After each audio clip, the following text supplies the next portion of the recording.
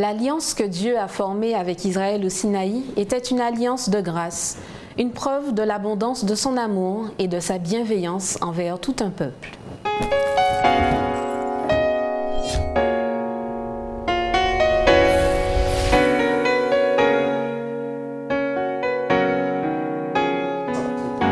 Bienvenue dans votre émission Autrement dit. Nous sommes en compagnie de Marvin, Ronnie, bienvenue à vous. Merci. Poursuivons notre étude sur l'Alliance et plus particulièrement cette fois-ci sur l'Alliance que Dieu a établie avec Israël au Sinaï. Nous découvrirons qui était le peuple d'Israël, pourquoi Dieu a établi cette alliance avec eux, pourquoi Dieu les a choisis et nous essaierons avec leurs expériences de faire une transposition à notre temps en fait, en 2021. Donc, est-ce que vous pouvez me dire, Marvin, Ronnie, qui était le peuple d'Israël? Lorsque nous lisons notre Bible, le peuple d'Israël était la descendance d'Abraham. Nous retrouvons le peuple d'Israël au sortir de cette période d'esclavage en Égypte. Mais cette période d'oppression avait été annoncée par Dieu. Quand je prends Genèse chapitre 15 au verset 13, voici ce qu'il a dit. Et l'Éternel dit à Abraham, sache que tes descendants seront étrangers dans un pays qui ne sera point à eux et ils y seront asservis. On les opprimera pendant 400 ans. J'ai pris ce passage pour montrer le lien qu'il y a entre le peuple d'Israël, donc ce peuple qui sort d'Égypte et avec qui Dieu va établir son alliance, et Abraham, celui avec qui Dieu a établi une alliance dès le départ. Mais est-ce qu'on peut savoir pourquoi, est-ce que dans la parole de Dieu, on trouve pourquoi ils ont été réduits à l'esclavage? Lorsque nous analysons l'histoire, depuis la Genèse, nous rencontrons un groupe de personnes. On dira comme ça un clan. Donc, on est dans une histoire familiale. Il y a le clan d'Abraham. Abraham aura 2 fils. L'un qu'on va appeler le fils de la promesse, Isaac. Et c'est de ce fils de la promesse que naîtra des jumeaux, Ésaü et Jacob. Et bon, on ne pourra pas rentrer dans tous les détails, mais Jacob va supplanter son jumeau, qui était son aîné, celui qui devait avoir le droit d'aînesse, et Jacob aura ce droit d'aînesse. Et chemin faisant, Jacob, qui avait un nom, d'ailleurs son nom disait qui il était. Jacob, c'était le tricheur, celui qui trompait, le trompeur. D'ailleurs, dans sa vie, il va le démontrer. Il va tromper son frère, son père, son oncle, etc. Jacob arrivera à un temps de repentance où il va lutter avec Dieu parce qu'il voulait être béni par Dieu. Et à partir de ce moment où il accepte Dieu d'une façon différente dans sa vie, où il supplie Dieu, il se bat avec Dieu pour être béni, Dieu changera son nom. Il ne sera plus appelé Jacob, mais il sera appelé Israël. Et c'est de là qu'on trouve ce nom Israël. D'accord. Après, pour répondre à ta question, c'est vrai que lorsqu'on lit Genèse, le récit dans la Genèse, on se rend compte qu'il y a eu un déplacement de ce clan, puisque Jacob, à un moment donné, va aller avec son clan en Égypte, puisque Joseph, qui est son fils, est devenu gouverneur d'Égypte. Et Joseph fait venir sa famille, puisqu'il y avait une période de famine. Donc, pour les préserver, ils se sont déplacés. Mais ce qui va se passer, c'est que ce peuple deviendra nombreux. Et il deviendra une menace pour ce pharaon qui n'aura point connu Joseph, parce que c'est ce que nous dit le Exode 1er, verset 8. Il s'éleva sur Égypte un nouveau roi qui n'avait point connu Joseph. Et de là, on se rencontre finalement ce clan qui est devenu peuple et qui se développe. Au départ, on n'était pas en esclavage. Vivait parmi les Égyptiens, il va se retrouver mis en esclavage parce que le peuple, les dirigeants auront peur d'eux. D'accord. Donc, par la suite, une fois qu'ils ont été effectivement établis en esclavage, qu'est-ce qui va se passer? Qu'est-ce qui fait qu'ils pourront partir et quitter l'esclavage? Il y a 2 choses, je pourrais dire. C'est qu'il y a une promesse de Dieu par rapport à ce peuple. Et cette promesse va motiver une femme qui décide de ne pas tuer son bébé, puisque à cette époque, à l'époque de l'Exode, le pharaon avait demandé de jeter tous les enfants mâles dans le fleuve, donc de tuer tous les bébés mâles des Hébreux. Et une femme, la mère du fameux Moïse, qu'on connaît, qu'on rencontre dans le livre d'Exode, cette femme décide de ne pas tuer son bébé. Et cet enfant grandira, sera adopté par la fille de Pharaon. Cet enfant grandira. Après avoir grandi et après avoir été élevé comme un prince en Égypte, il décide de retourner vers son peuple et de délivrer son peuple. Par contre, il emploie des mauvais moyens, hein, on peut dire. Comment il sait que c'est son peuple? Premièrement, avant d'être dans la cour de Pharaon, pendant les premières années de sa vie, il va le passer avec sa mère biologique. Donc pendant un certain temps, il recevra quand même une éducation de cette mère biologique qui va lui dire, qui va lui enseigner les principes même de son peuple. Et il saura qui il est, d'où il vient. Et ça va le marquer toute sa vie. Et c'est pour ça qu'un jour, il reviendra vers son peuple, il essaiera de délivrer son peuple, mais de la mauvaise manière. Et malheureusement, il sera chassé de l'Égypte. Comment finalement le peuple est délivré? Oui, parce que Dieu est un Dieu fidèle. Dieu, quand il s'engage, Dieu ne revient pas sur les termes de l'accord. Dieu avait dit à Abraham qu'à l'issue de cette période d'oppression, il viendra et puis il jugera la nation et il fera sortir ce peuple avec de grandes richesses. Dieu fait grâce au peuple parce que Dieu s'est engagé et Dieu choisit justement cet homme, Moïse, pour pouvoir être le porte-parole de cette délivrance. Mais ici on est sur une grâce, un choix, pas parce que les enfants d'Israël méritaient, mais parce que lui, étant dans une alliance perpétuelle depuis le début, et ensuite régulièrement réactivant cette alliance avec les individus, notamment Abraham, il choisit de sortir le peuple d'Israël d'esclavage. Est-ce qu'on peut considérer du coup que Moïse a été choisi pour cette mission-là? Oui, oui, puisque Dieu va inspirer à la mère de Moïse déjà de le protéger. Et quand Moïse fuira loin de l'Égypte, Moïse passera un temps dans le désert. Il sera berger. Alors quand on parle de désert dans la Bible, ça ne veut pas dire désert comme le Sahara avec du sable et tout, hein. Mais c'est un lieu où il n'y a pas beaucoup d'habitation, où c'est un lieu sauvage. Et Moïse va passer du temps dans un lieu pas très habité, un lieu un peu sauvage, et c'est là qu'il va pouvoir rencontrer Dieu d'une façon différente. Il y a même un auteur qui dira que toute cette nature autour de lui va le pousser à regarder vers Dieu et à comprendre qui est le créateur de toutes choses, qui est Dieu.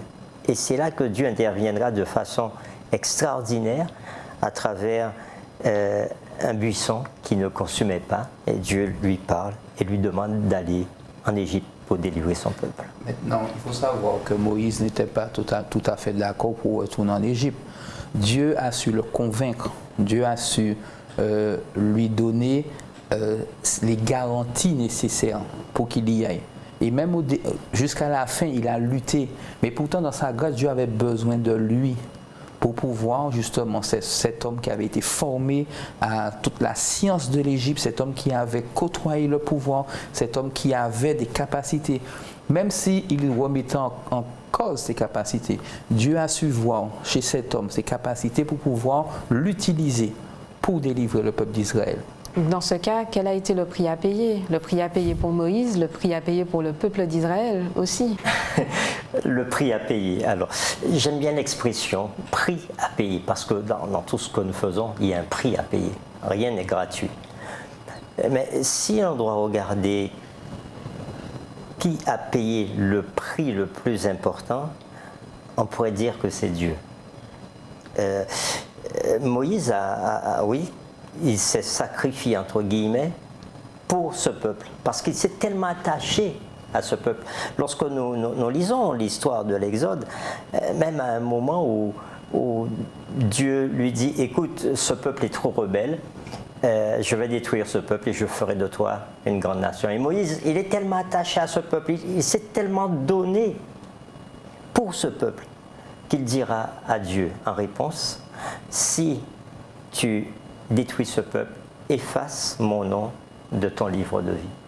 Donc Moïse, il a beaucoup souffert avec ce peuple. Le prix qu'il a eu à payer, c'est de souffrir avec ce peuple, l'enlever, le faire sortir du pays d'Égypte, parce qu'ils sont à peu près 6 millions de personnes à sortir d'Égypte, alors qu'ils étaient, on a dit, un petit clan à aller en Égypte. Ils se sont tellement multipliés qu'ils sont devenus une grande nation.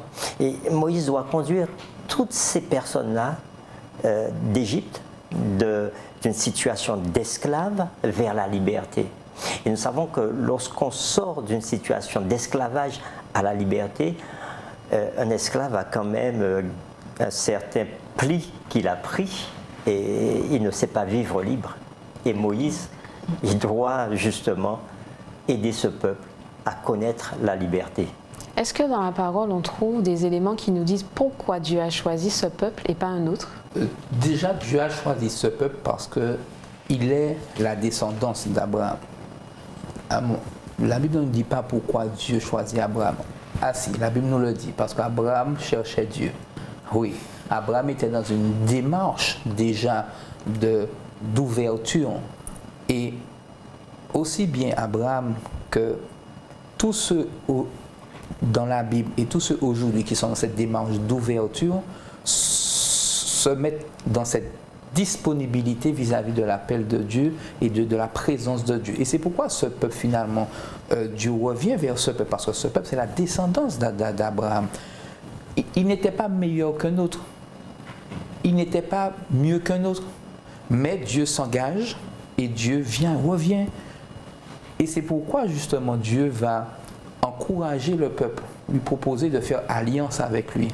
Il a fait alliance avec Abraham, mais Dieu lui propose de faire alliance avec lui, parce que Dieu sort d'Égypte des personnes qui ont une vision totalement déformée de qui il est, de ce qu'il fait, de sa grandeur, de sa royauté. Et c'est pourquoi justement Dieu va sortir ce peuple, parce qu'il l'a promis. Quand tu dis Dieu propose l'alliance, donc ça veut dire que le peuple d'Israël avait le choix. Dieu ne peut pas nous obliger. Dieu nous a créés avec le libre arbitre. Cette possibilité de choisir entre l'accepter ou le refuser. D'ailleurs, c'est pour ça que nos premiers parents, Adam et Ève, ont péché. Parce qu'ils pouvaient choisir. Mais Dieu, dans sa grande bonté, insiste auprès des hommes que nous sommes. Et j'aime bien ce passage du livre d'Exode, où au chapitre 19, verset 4, Dieu dira, « Vous avez vu ce que j'ai fait à l'Égypte et comment je vous ai porté sur des ailes d'aigle et amené vers moi.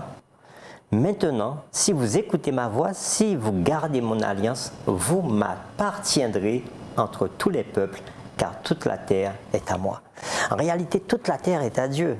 Mais Dieu fait ce choix parce que, comme l'a dit Marvin, il y avait une alliance qui avait été faite avec Abraham au début. Cette alliance a été renouvelée avec son fils Isaac et après avec son fils Jacob.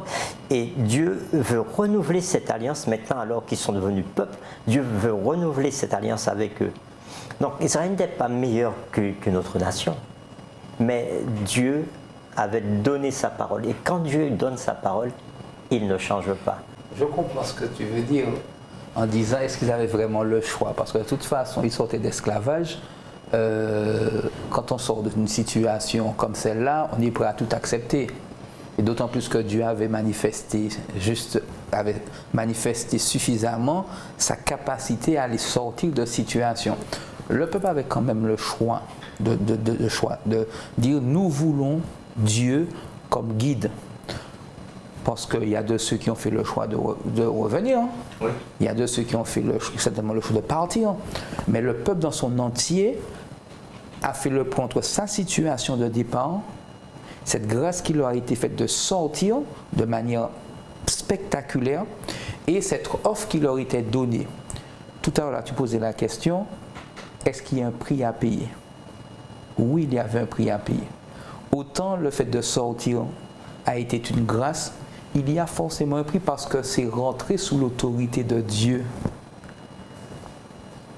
Lorsqu'on est sous l'autorité d'une personne, on est dépendant de cette personne et de ses règles. Donc en acceptant l'alliance que Dieu leur proposait, ils devenaient dépendants, ils se mettaient sous une dépendance de Dieu. Donc il y avait, oui, le mot contrepartie peut nous déranger, mais Dieu les invitait à s'engager vis-à-vis de lui. Et c'est cette contrepartie, oui, qui est présente dans cette alliance. Donc arrêtons-nous maintenant sur les promesses, justement, dans cette alliance, les promesses que Dieu a pu faire à ce peuple. Il y en a pas mal de promesses. Mais d'ailleurs, j'ai lu tout à l'heure une belle promesse. Si vous écoutez ma voix, si vous gardez mon alliance, vous m'appartiendrez. Dieu dit à ce peuple, voilà, je voudrais que vous soyez miens. Mais c'est à vous de faire le choix. Donc le si ici, c'est une possibilité de choisir. Et la promesse aussi de donner une terre à ce peuple. Parce que ce peuple étant esclave, ce peuple n'avait pas de pays où habiter. Et Dieu avait déjà promis à Abraham, des siècles avant, 430 ans avant, Dieu avait dit à Abraham, voilà, je te fais visiter toute la Canaan et cette terre t'appartiendra. Et Dieu renouvelle cette alliance avec ce peuple en disant, je vais vous emmener dans un pays où coule le lait et le miel. Donc une terre où vous serez en paix. En réalité, c'est ça, quand Dieu parle du lait et du miel, c'est un endroit où il y aura de l'abondance. Parce que le lait, le miel, ça représentait l'abondance. Donc un espace où vous pourrez vivre librement.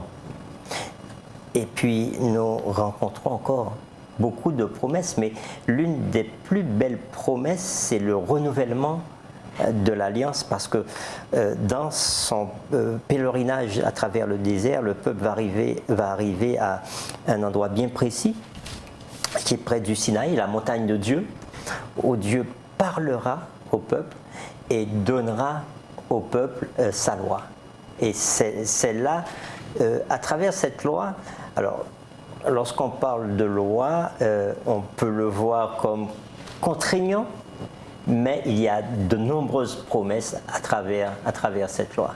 Par rapport à ce que nous avons vu de ce qu'a vécu le peuple d'Israël, quels sont les enseignements qu'on pourrait tirer pour nous aujourd'hui? Pour ma part, quand je regarde l'histoire du peuple d'Israël, ce qui aujourd'hui me saute aux yeux, c'est l'amour que Dieu a pour les êtres humains. Cette volonté qu'a Dieu, au travers des siècles, de faire cette proposition d'alliance. Elle a été faite à Adam et Ève, elle a été faite à Noé, elle a été faite à Abraham, elle a été faite à Isaac, Jacob, au peuple d'Israël, et elle a été faite tout au long de l'expérience. Ici, nous sommes à un moment donné où le peuple prend un nouveau départ. Et Dieu, non seulement lui propose une alliance, donc Dieu aujourd'hui, quelle que soit ma situation, me propose, quand il vient vers moi, un nouveau départ.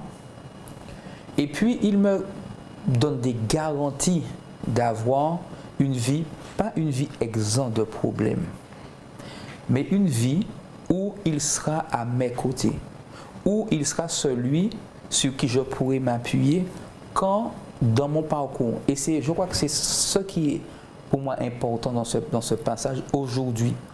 Pourquoi? Parce que le peuple d'Israël, le texte nous dit que l'alliance fut 3 mois à peu près après la sortie d'Égypte. Il y avait beaucoup de chemin avant d'arriver à s'installer, beaucoup de difficultés. Mais Dieu dit, je serai là. Bien entendu, Dieu a promis, et aujourd'hui, je peux m'appuyer sur les promesses de Dieu, même si parfois, elles tardent à venir. Même si parfois, la situation du moment peut me donner l'impression que Dieu m'a oublié. Qu'est-ce qui me permet de dire que les promesses sont encore d'actualité? Ma vie personnelle. Si je ne fais pas d'expérience avec Dieu, je ne pourrai jamais savoir qu'il existe réellement. Et je ne pourrai jamais savoir que les prières que je lui adresse sont exaucées. Donc, dans ma vie personnelle, dans ma relation, dans mon expérience de chaque jour, je peux voir la main de Dieu. Et là, je peux comprendre ce qui s'est passé pour le peuple d'Israël. Mais dans cette expérience avec Dieu, comme pour Israël et comme Marvin le disait, le peuple d'Israël, avant d'arriver à cet endroit où Dieu donne sa loi, le peuple va passer par différentes épreuves. Et ce sont ces épreuves-là, c'est lorsque nous sommes dans ces épreuves de la vie que nous voyons la main de Dieu agir. On va prendre un exemple simple. Le peuple sort d'Égypte. Pharaon enfin les laisse partir. Et après, Pharaon se rend compte, mais j'ai fait une bêtise. J'ai laissé partir mes esclaves et je suis en train de bâtir une nouvelle cité. J'ai besoin d'esclaves pour bâtir ma cité. Et Pharaon se lance à la poursuite du peuple. Dieu avait conduit le peuple, comme par hasard, face à la mer. Le peuple se trouve entre la mer et l'armée de Pharaon derrière. Et le peuple commence à crier, parce que le peuple est dans l'épreuve. Le peuple crie. Et le peuple dit à Moïse, mais qu'est-ce que tu nous fais là? Est-ce que tu nous as emmenés ici pour mourir? Alors, c'est une parole qui reviendra très souvent, où le peuple dira à Moïse, tu nous as emmenés mourir dans le désert. Alors que Dieu veut sauver le peuple, mais le peuple voit la mort toujours et voit le côté négatif. Et c'est là, dans cette impasse, que Dieu va agir. Et Dieu dira à Moïse, dis au peuple de se calmer et ils verront aujourd'hui ma puissance. Est-ce que ça veut dire qu'il faut justement arriver à certains extrêmes pour voir la main de Dieu agir? Non, non. Dieu n'est pas obligé d'attendre que nous soyons dans des extrêmes. Mais Dieu, lorsqu'il veut nous fortifier dans notre foi, il nous permet d'arriver à certains niveaux pour que notre foi grandisse. Et je l'ai expérimenté à plusieurs reprises dans ma vie. À des moments où je me suis posé la question, mais qu'est-ce que je ferai demain? Ou encore, où est-ce que je vivrai demain? Parce que la vie de l'homme est une vie incertaine. Et Dieu, il ne se précipite pas pour me donner une réponse tout de suite après ma prière. Il prend son temps. Et au moment où il doit répondre, il répond et je vois sa puissance agir. Pour terminer, est-ce que vous pouvez me dire qu'est-ce que l'humanité représente pour Dieu? L'humanité représente ce que Dieu a de plus précieux. Si je me réfère au livre de la Genèse, récit de la création, on voit Dieu qui forme un environnement et qui va y placer des êtres humains. Des êtres humains qui avaient comme responsabilité de s'occuper de cet environnement, toujours sous la direction de Dieu. L'être humain, c'est ce que Dieu a le plus précieux. Tous les êtres humains, pas simplement le peuple d'Israël dont nous sommes en train de parler, parce que l'objectif de l'alliance avec Israël, ce n'était pas qu'Israël puisse être le peuple et puis se glorifier et puis vivre en autarcie, mais c'était qu'Israël, de même qu'Abraham, devait être une bénédiction pour toute la terre. Israël devait être une bénédiction pour toute la terre, donc permettre aussi à tous ceux et toutes celles qui acceptaient d'entrer dans l'alliance de vivre aux côtés de Dieu. D'ailleurs, lorsque l'alliance a été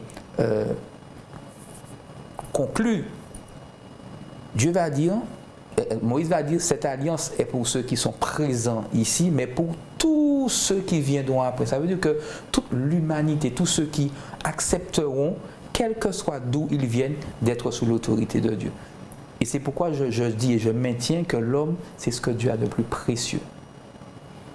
Et Dieu dira d'ailleurs à Abraham, à travers toi, je bénirai toute la terre. Donc Dieu ne veut pas bénir une petite partie, mais Dieu veut sauver l'humanité. Et c'est parce que nous avons du prix aux yeux de Dieu, c'est ce qu'il dit. Vous avez du prix à mes yeux, parce que nous avons du prix aux yeux de Dieu qu'il veut nous sauver. Donc nous représentons des personnes très précieuses pour Dieu. Merci Marvin, merci Ronnie pour votre intervention, merci pour ces fructueux échanges. Merci de nous avoir suivis. Je vous donne rendez-vous dans une prochaine émission d'Autrement dit.